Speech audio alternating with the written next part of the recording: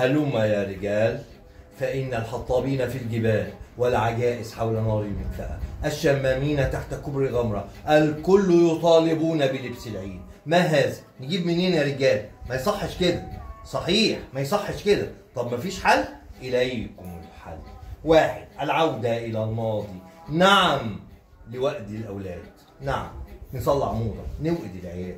ما فيهاش حاجة، معلش، نوقدهم سنة سنتين وبعد كده يحلها حلال. أو فلتصدر الحكومة قرارا بإلغاء العيد، أو فتوى شرعية أن الاحتفال بالعيد حرام شرعا.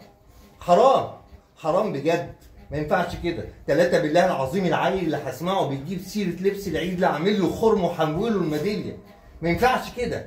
أو